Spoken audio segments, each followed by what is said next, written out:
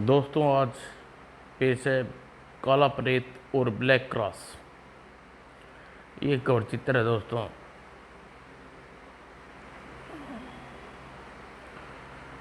आपने पिछले अंक में पढ़ा काला प्रेत और देश के दुश्मन। अब आगे पढ़िए दोस्तों। अगले दिन रात को ठीक 10 बजे समुद्र पर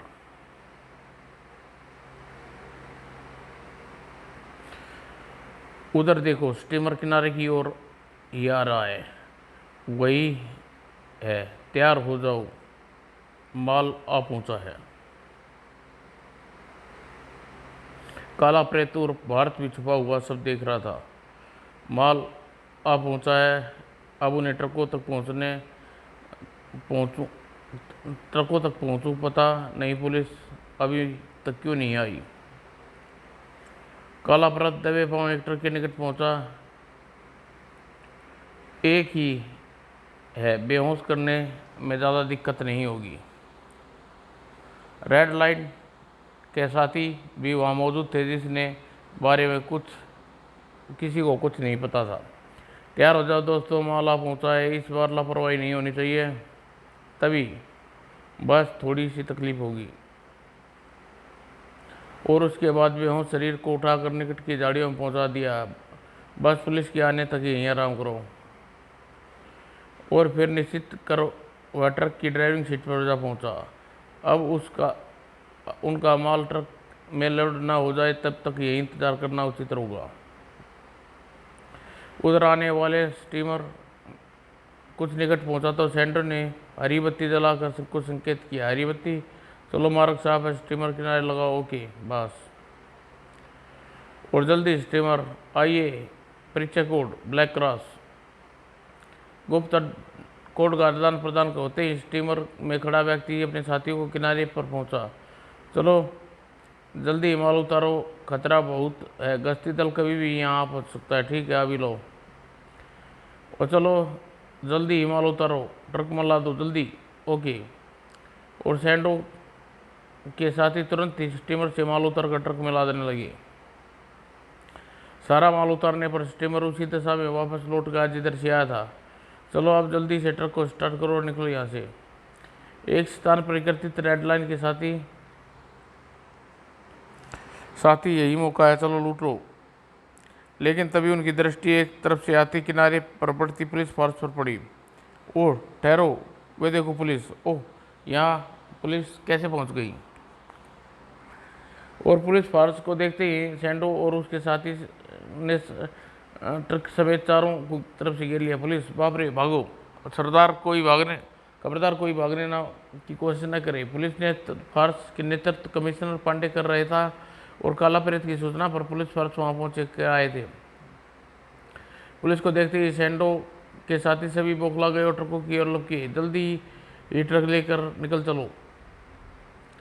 और सैंडो ने उसी ट्रक के द्वार खोला जिसमें काला प्रेत बैठा था।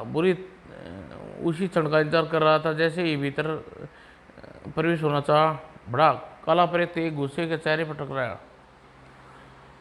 घूसा खाकर सैंडो उछल कर जा गिरा। क्यों बच्चे, पहचाना मुझे? अरे बाप रे, काला प्रेत। काला प्रेत ने सैंडो को गिरेबान पकड़कर उठाया। नहीं नहीं, ज़्यादा नहीं, बस थोड़ा सा सबक दूंगा प्यारे काने शैतान।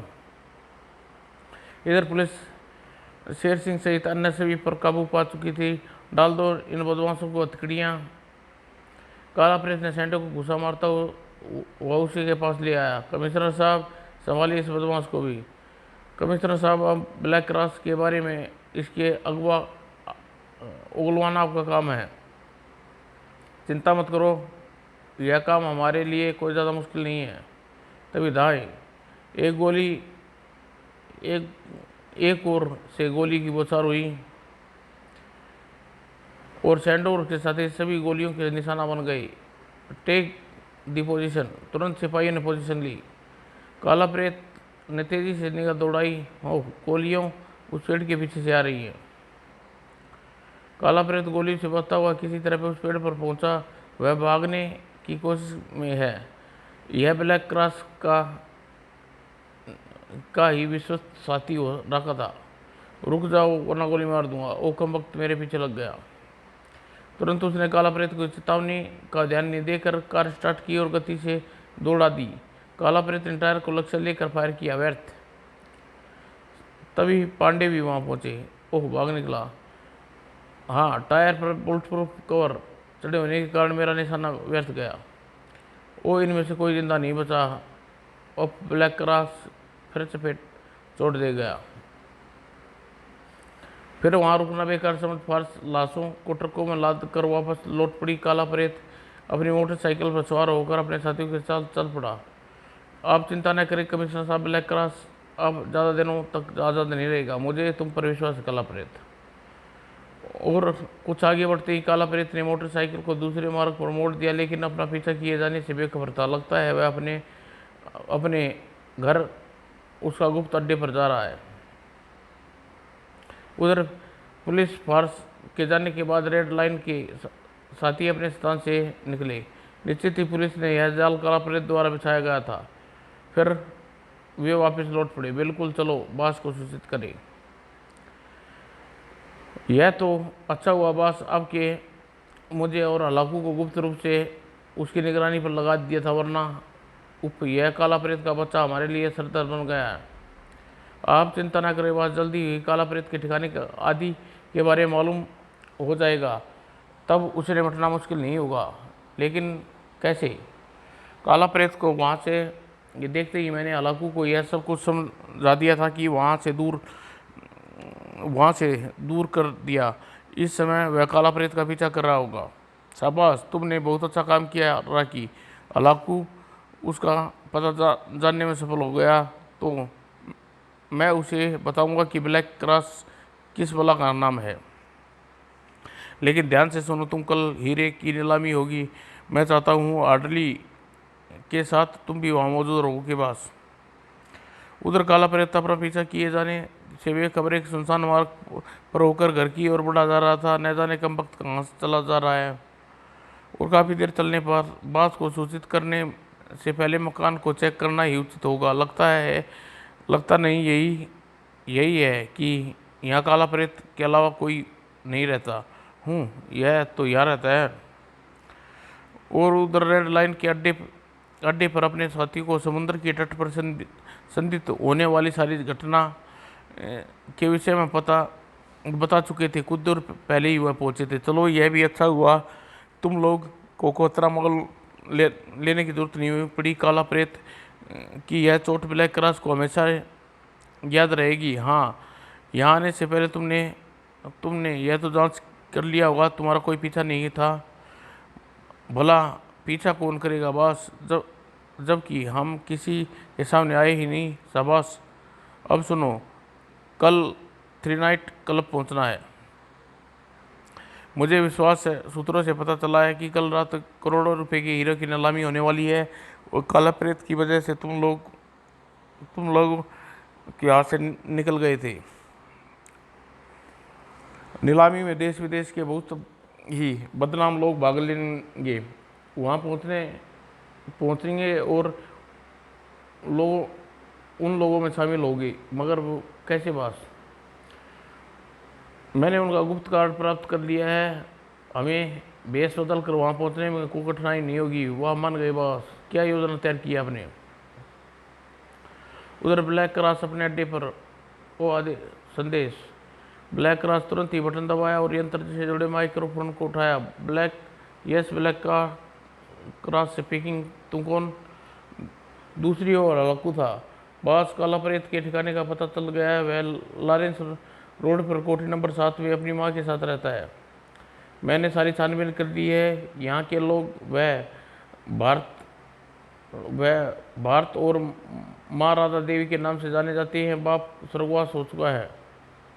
सभा सुनो, तुम वहीं रहे, निगरानी करते रहो। जल्दी है हार्डली तुमसे मिलेगा। तुम्हें क्या करना है वही बताएगा। Okay boss.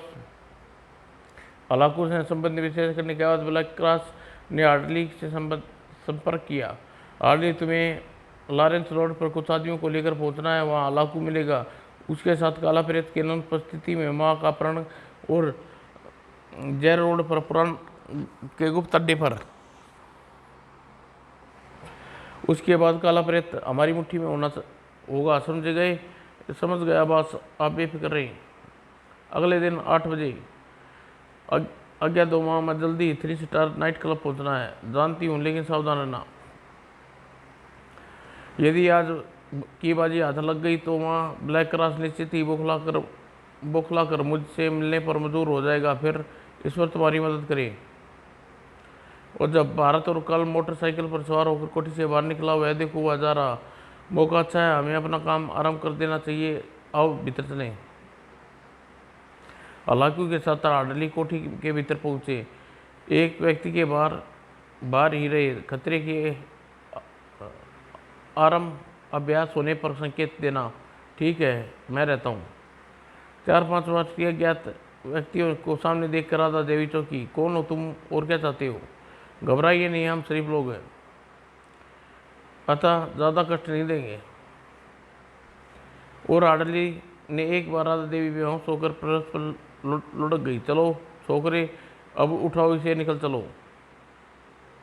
तुम लोग इसे लेकर जीरो रोड पर स्थित अड्डे पर पहुंचो। मैं बास को चलकर खुशखबरी देता हूँ। ठीक है। और उधर राधा देवी की कार में डालकर वहां से चले गई।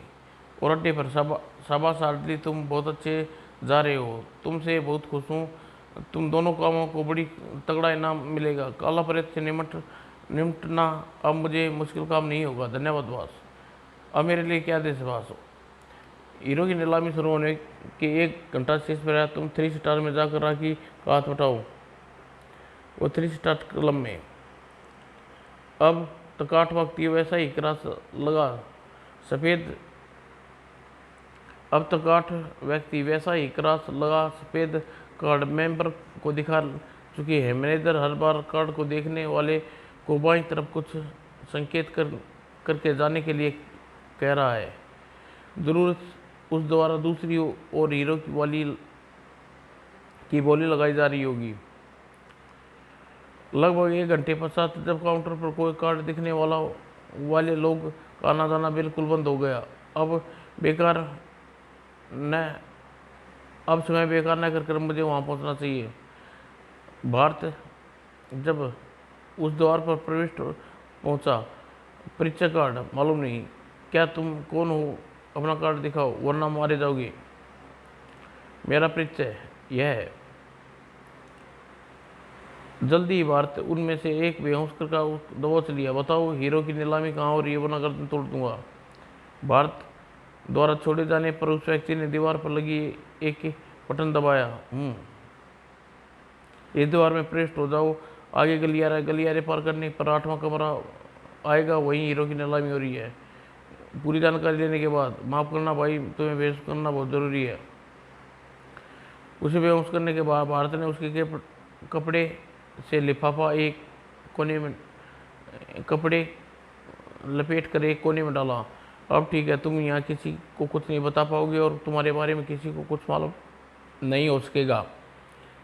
और भारत उस गुप्त मार्ग में प्रवेश कर गया। आचार्य यहाँ पहरा नहीं है, शायद किसी किस्म के खतरे की आशा नहीं होगी। निश्चित कमरे में पहुंचने के बाद भारत ने चाबी वाले स्थान पर नजरें टिका दी और देखने लगा। वाह, दुनिया में किसी महारथी को यहाँ मौजूद है। अब कपड़े उतार कर मुझे काला प्रेत के रूप में आ जाना चाहिए। और उस लंबे चौड़े कमरे में, दोस्तों आप लोगों को अच्छी तरह जानते हैं कि हमारे ब्लैक क्रॉस में आप लोगों यहाँ एकत्रित होने का निमंत्रण किस लिए दिया गया है। यदि इजाज़त हो तो नीलामी आरंभ के लिए हाँ शुरू करो। हीरे सामने लाओ। वे सभी लोग हीरे खरीदने के लिए विदेश से ऊंचे छटे हुए बदमाश थे और रेड लाइन उनके साथियों के भेष में थे। और देखिए, ये रहे अनमोल हीरे। और राखी ने हीरे मेज पर उल्ट दिए। ये देखने आचार्य हो चुके अद्भुत, वाह वाह, बेशकीमती, बहुत खूब, वास्तव में अनमोल हैं। इन हीरो के हाथ चले जाने के चोट ब्लैक क्रॉस बर्दाश्त नहीं कर पाएगा। उन हीरो की प्रदर्शनी नीलामी ब्लैक क्रॉस को अपने अड्डे पर बैठा स्क्रीन पर देख रहा था। सब ठीक चल रहा है, जिसका किसी को पता नहीं था। हाँ दोस्तों, बोलिए, आराम कीजिए, कदर करने वाले के हीरे प्राप्त होंगे। और 50 लाख, 1 करोड़, 2 करोड़, 3 करोड़, 5 करोड़। 5 करोड़ की बोली के बाद सन्नाटा छा गया। इन अनमोल हीरे की कीमत केवल 5 करोड़। लगता है आप कोई इनका कदरदान नहीं। सन्नाटे से होते हुए रेड लाइन ने अपने साथी को इशारा किया, इससे पहले कोई हरकत में आते। दरवाजे के बाहर मजबूत ठोकर और दरवाज़ा टूट कर जा गिरा। दूसरे क्षण काला प्रेत दिखाई दिया। ओ काला प्रेत, खबरदार कोई किसी प्रकार हरकत न करना, वरना ये भून के रख दूंगा। हाँ माँ काला प्रेत ने नीरो का असली कदरदान, लाओ ये नीरो को हीरे मेरे हवाले कर दो। यह कंबत कहाँ से हमरा। दूसरी ओर स्क्रीन पर देख रहे ब्लैक क्रॉस काला प्रेत को कमरे में प्रविष्ट होते देखा, चौंका। उफ, यह शैतान लाख सावधानी के बाद भी आमरा। और काला प्रेत अपने सामने देखकर बदमाश अपने स्थानों से ठगे खड़े रहे। इन्हें मैं लिए जाता हूँ। अपने बॉस को कह देना, इन्हें वापस लेने की इच्छा रखते हो तो कल पुराने किले के पीछे कब्रिस्तान पर ठीक 12 बजे मिले। फिर इससे पहले कि आडली राखी आदि रोकने अथवा पकड़ने की चेष्टा करते हुए उन्होंने एक लंबी छलांग लगाई और कमरे से बाहर निकलकर दौड़ता चला गया। कुछ देर बाद ब्लैक क्रॉस के सामने बास न जाने बदमाश कहाँ से आ गया। हीरे ले जाने के साथ साथ वह यह भी कहता गया, यदि बास उन्हें वापस आता है तो पुराने किले के पीछे कब्रिस्तान में मिले। मैं सब जानता हूँ, लेकिन बाजी अभी भी हमारे हाथ में है। बास यदि आदेश हो तो उसे उसी के घर में घेर कर मुझे विश्वास है हीरे सीधा लेकर अपने घर ही पहुंचेगा। नहीं, इसकी कोई ज़रूरत नहीं है। हीरे लेने हमें उसके पास नहीं, बल्कि उसे हमें देने आना पड़ेगा। उसकी माँ इस समय हमारी कैद में। लेकिन कुछ नहीं आडली, तुम उसे फ़ोन करो। उसका नंबर तो मालूम है ना तुम्हें? Yes boss. उधर वास्तव में भारत काला प्रेत ही हीरे लेकर सीधा घर पहुंचा। माँ कहाँ हो तुम? आज देखो बाजी कितनी आसानी से मेरे हाथ लगी। परंतु जब पूरा घर छानने के बाद भी माँ कहीं नहीं दिखाई दी तो मन ही मन कुछ संकित सा उठा। आखिर माँ कहाँ चली गई? ऐसे में तो बाहर नहीं जाती, फिर किसी ने संकट में तो नहीं। तभी फ़ोन की घंटी बजी। अरे फ़ोन इतनी रात गई, किसका फ़ोन हो सकता है? कहीं माँ का तो नहीं? संकित सा मन में काला प्रेत ने फ़ोन उठाया। हेलो, कौन? दूसरी ओर हार्ली था। सुनो काला प्रेत और भारत, यदि तुम अपनी माँ की खैरियत चाहते हो तो हीरे लेकर तुरंत TGT रोड इमारत नंबर 13 में पहुंच जाओ, वरना। काला प्रेत पलक में बौखला उठा। ब्लैक कार, तुम्हें कुछ नहीं छिपा? हाँ, एक बात और, यदि पुलिस के साथ लाने की कोई चालाकी करने की मूर्खता की तो तुम्हारी माँ की लाश मिलेगी। दूसरी ओर से फ़ोन कट गया। फ़ोन रखने के पश्चात, उफ, माँ की जान खतरे में है, मैं जाना ही होगा। काला प्रेत ने देर नहीं की, मोटरसाइकिल पर सवार होकर जीरो रोड की ओर उड़ चला। समझ में नहीं आता मेरे बारे में इतना सब कुछ उन्हें मालूम कैसे हो गया। लगभग 15 मिनट बाद वह जीरो रोड पर स्थित इमारत नंबर 13 के सामने था। इमारत वही है जहाँ पहुँचने के लिए मुझसे कहा गया था चलूँ। लेकिन जैसे ही इमारत के कंपाउंड में मोटरसाइकिल ले जाकर रोकी, कुछ सशस्त्र लोगों ने उसे घेर लिया। चुपचाप उतर जाओ और हमारे साथ चलो, तुम्हारी भलाई है। रेड लाइन के अड्डे पर बस हर बाजी हमारे हाथ पर से निकली जा रही है। शायद वे हीरे हमारे हाथ से लग जाते, लेकिन काला प्रेत बीच में न पड़ घपला कर दिया। हाँ, लगता है हमारे सितारे गर्दिश में हैं, लेकिन फिर भी मुझे खुशी है कि हीरे यदि हमारे हाथ में नहीं तो ब्लैक क्रॉस के पास भी नहीं रही। तभी ओ फ़ोन, शायद कोई अच्छी खबर है, ठहरो देखता हूँ। हेलो रेड लाइन स्पीकिंग, तुम कौन? मैं नंबर 3 बोल रहा हूँ बॉस, आपके लिए महत्वपूर्ण सूचना। ओह, नंबर 3 का हो क्या? उत्तर में दूसरी ओर कुछ कहा जाने लगा जिसे रेड लाइन ध्यान से पूर्वता से सुनता रहा। कुछ देर रेड लाइन ने रिसीव क्रेडल पर रखा। उसका चेहरा प्रशंसा से खिल गया। बॉस, आप ज़्यादा प्रसन्न नजर आ रहे हैं। आखिर किसका फ़ोन था? मेरे एक विश्वास साथी का। ब्लैक क्रॉस के दल में है और समय पर मुझे गतिविधियों की महत्वपूर्ण खबरें देता है। ओके, इस बार उसने क्या सूचना दी है? बॉस बहुत ही महत्वपूर्ण सूचना दी है। कहने का मुताबिक काला प्रेत ब्लैक क्रॉस के चुंगल में फंस चुका है। फिर फोन पर वो सारी बात अपने साथियों के बारे में बताता प्रशंसा स्वर में बोला, तुम लोग भी तैयार हो जाओ, हमें तुरंत 0 रोड इमारत नंबर 13 पे पहुंचना है। यदि किस्मत ने साथ दिया तो न केवल हीरे हमारे पास होंगे, लेकिन ब्लैक क्लास का किस्सा हमेशा हमेशा के लिए समाप्त हो जाएगा। कुछ देर बाद लायन के साथी पूरी तरह से हथियार से लैस होकर एक जीप में सवार हुए और 0 रोड की तरफ उड़ चले। एक बात ध्यान रखनी छोकरो, यदि जरूरत पड़े तो हमें काला प्रेत का ही साथ देना है। Okay boss. और इमारत के भीतर कितनी ही मंजिल की सीढ़ियाँ उड़कर न जाने कितनी ही दरियों से गुजरने के बाद वह ये लोग एक कमरे में पहुंचे। वेलकम मिस्टर काला प्रेत, तुम ब्लैक क्रॉस से मिलने के लिए बेताब थे। मुझे विश्वास है कि जब मुझसे मिलकर अवश्य ही खुशी होगी। वे हीरे कहाँ हैं? लाओ मेरे हवाले करो। हूँ तो मेरे बाप का कातिल शैतान और ब्लैक क्रॉस ज़रूर करूँगा, लेकिन पहले मेरी माँ को सामने लाओ। वह भी सामने आएगी, परंतु हीरो असली नकली होने की जांच के पश्चात। अब दोबारा धोखा नहीं मैं रहना चाहता। ठीक है, मैं भी धोखे में विश्वास नहीं रखता। काला प्रेत ने कमर के नीचे से हीरो वाला थैला निकाला। यह लो, अच्छी तरह जा चलो। आदमी समझदार हो, हार्डली जरा रोशनी को संभालो।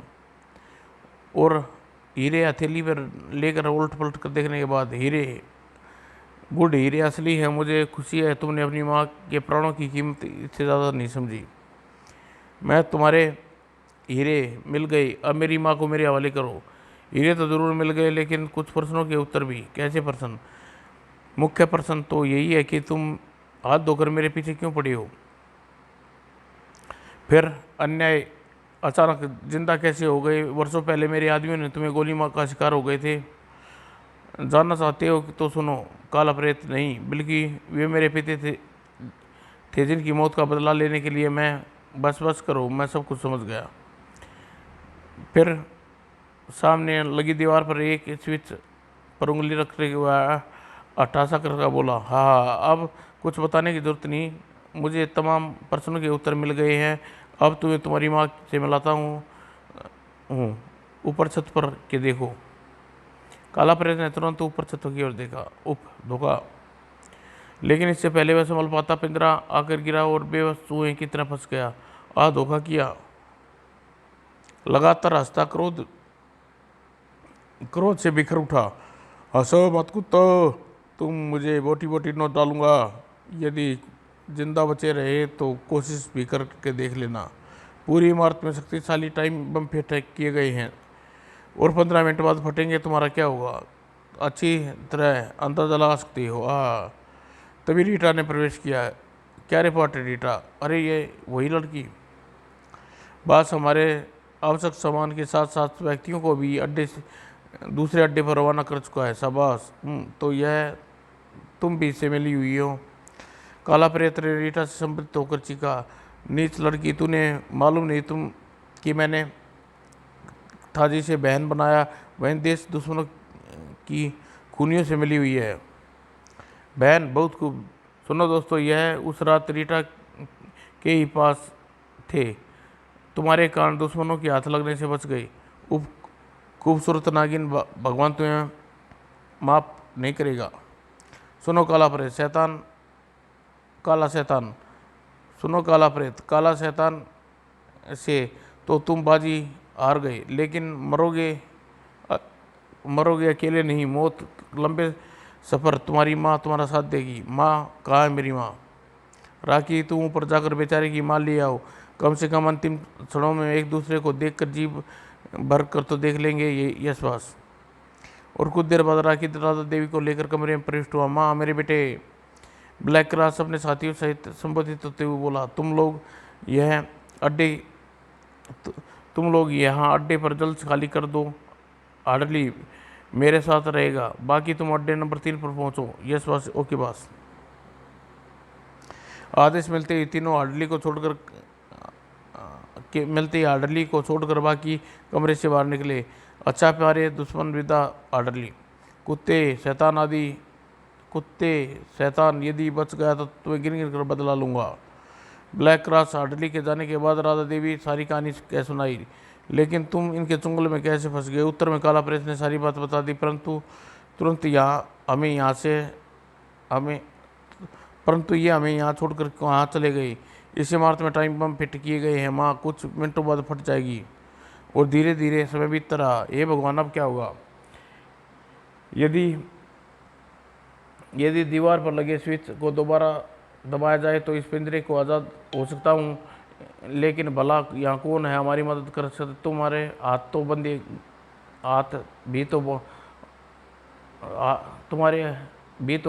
पैर बंधे गए हैं। तभी दरवाज़ा खुला और बौखलाहट सी रीटा ने भीतर प्रवेश किया। तीर की तरह दीवार की तरफ बढ़ी। रीटा, यह लड़की कौन है?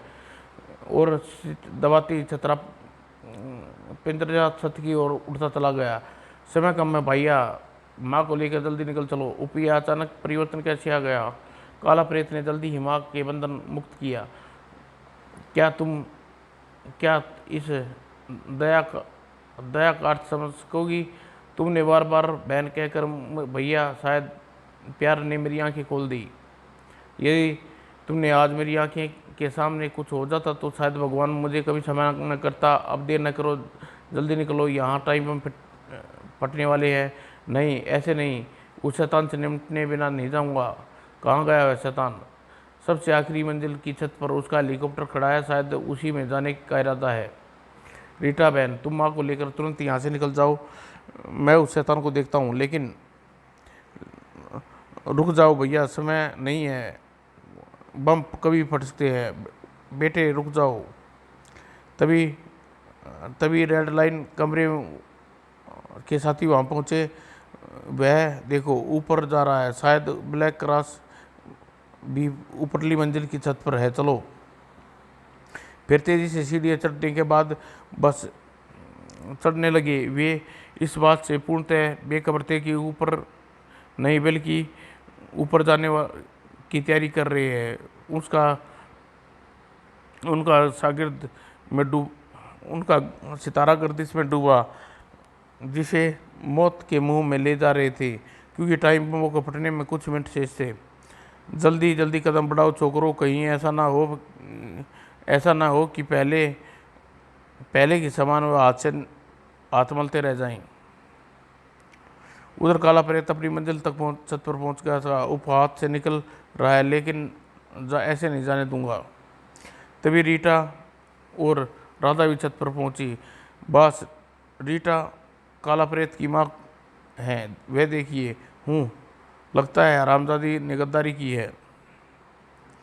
हेलीकॉप्टर में बैठे ब्लैक क्रॉस हार्डली की दृष्टि अब काला प्रेत पर पड़ी। बास वह देखी काला प्रेत, ओह कमबख्ता, दाद कैसे हो गया? खैर इनमें से बचेगा कोई नहीं, समय पूरा हो चुका है, टाइम बम फटने वाले हैं। पायलट, हेलीकॉप्टर को ऊपर उठाओ। Yes boss. तभी काला प्रेत ने हवा में जबरदस्त छलांग लाया। ये स्वर मदद करना, उप नहीं। और फिर ब्लैक बॉस, वह नीचे लटक गया। रिवॉल्वर निकालो जल्दी। माँ, रीटा, तुम लोग वापस लौट जाओ, टाइम बम फटने वाले हैं। परंतु काला प्रेत ने दुस्साहस शिकारी किया देखते हुए रीटा, राधा शैमी सी वहीं खड़ी रही। हे ईश्वर, मेरे बेटे की मदद करना। उपमौत की कितनी भयानक आंखों में तो नहीं खेल रहा है भैया, प्रभु इनकी रक्षा करना। और ठीक उसी समय रेड लाइन उसके साथियों साथ छत पर पहुंचे, जिसे देखकर वो चुके खड़े रहे। माजरा समझ में उनकी देर नहीं लगी। ओह, फिर हाथ से निकल गया। नहीं, इस बार ब्लैक क्रॉस बच कर नहीं जा सकता। अभी मारता हेलीकॉप्टर सहित। ठहरो, ऐसे ही मूर्खता मत करना, उनके साथ काला प्रेत भी है। तभी एक भयानक विस्फोट के साथ ही इमारत के परकचे उड़ गई। रीटा और माँ को काल की ग्रास में बनते देख काला प्रेत की आंखों में खून उतराया। कुत्ते, अब मेरी माँ की तरह तुम लोग भी जीवित नहीं बचोगे। हाँ, माँ और बहन तो गई, अब सूअर तेरा नंबर है। लेकिन इससे पहले हार्डली गोली का निशाना बना पाता खिड़की तोड़कर भीतर प्रविष्ट हो गया और फिर सबसे पहले काले शैतान ने ब्लैक का रस पर झपटा। कुत्ते, तू मेरे हाथों नहीं बचेगा, छोड़ दे मुझे।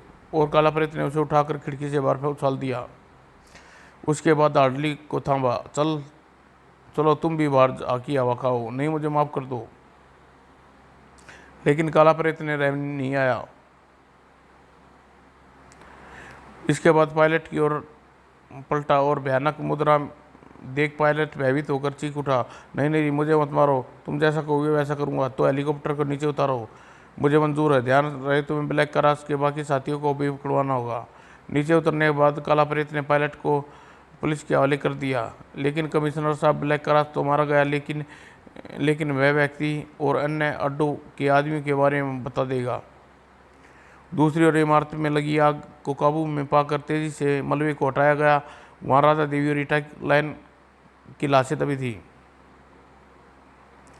आखिर कुछ घंटों बाद राधा देवी और रीटा की विकृत लाशें अग्नि शमन वालों ने खोज निकाला में सफल हो गई। काला प्रेत ने माँ के निर्जीव शरीर पर लिपट कर फूट कर रो पड़ा, माँ आखिर तूने मुझे छोड़कर चली गई। और जो उसकी माँ रीटा की चिता को आग दी तो उस समय कमिश्नर पांडे और मिस्टर भटनागर उसके साथ थे। देश के बहुत जाने माने लोगों की आंखों में आंसू उपस्थित थे। धैर्य रख बेटे, तुम्हारी माँ एक महान आत्मा थी जो आज परमात्मा में लीन हो गई। पायलट के बताने पर ब्लैक क्रास के तमाम साथी पकड़े गए। उसके सभी अड्डों पर पुलिस ने अधिकार हो गया। इस तरह भारत काला प्रेत ने भारत से ब्लैक क्रॉस और उसके समूचे दल को पूरी तरह सफाया कर दिया। तमाम अखबारों में काला प्रेत की बुरी बुरी प्रशंसा की गई। लेकिन माँ की मौत के साथ ही काला प्रेत रूप भारत की सत्संगता भी जाती रही। वह एक गंभीर इंसान बन गया। जब तक जीऊँगा केवल देश के लिए जीऊँगा। अपराधी और दुश्मन होंगे, केवल देश के लिए जीऊँगा। अपराधी मेरे दुश्मन होंगे और शरीफ मेरे मित्र। काला प्रेत और मावली शेरा को काला प्रेत का इतिहास बता रहा था। और इस तरह दोस्त, बेशक वह नौजवान अपनी माँ को नहीं बचा पाया, लेकिन काला प्रेत का रूप धारण कर न जाने अपने माँ बाप के कातिलों का सफाया किया, बल्कि अब तक ब्लैक क्रॉस जैसे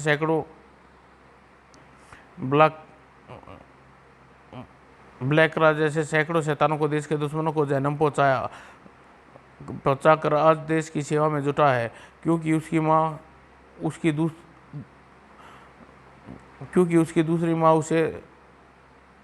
उसकी दूसरी माँ यानी धरती माँ प्यार करना सिखा गई थी। खूब पहचाना तुमने, दिमाग की दाद देनी पड़ेगी। जब काला प्रेत खामोश हुआ तो शेरा बोला, दोस्त, यदि मैं गलत नहीं समझ रहा तो तुम किए आज़ाद के बेटे भारत हो। खूब पहचाना तुमने, दिमाग की दाद देनी पड़ेगी। कहने के साथ ही काला प्रेत ने चेहरे से मास्क उठाया और शेरा के सामने भारत का चेहरा था। लेकिन मित्र, तुम एक बात समझ में नहीं आई, शहर को छोड़कर तुम यहाँ जंगल में क्यों आए? देश में तुम जैसे बहादुरों की किस समय जरूरत पड़ सकती थी? जब देश बहुत देर हो गई, कबीले वाले मेरी राह देख रहे होंगे। अब मुझे आज्ञा दो मित्र, निस्संदेह तुम अपने माता पिता की तरह एक महान व्यक्ति हो।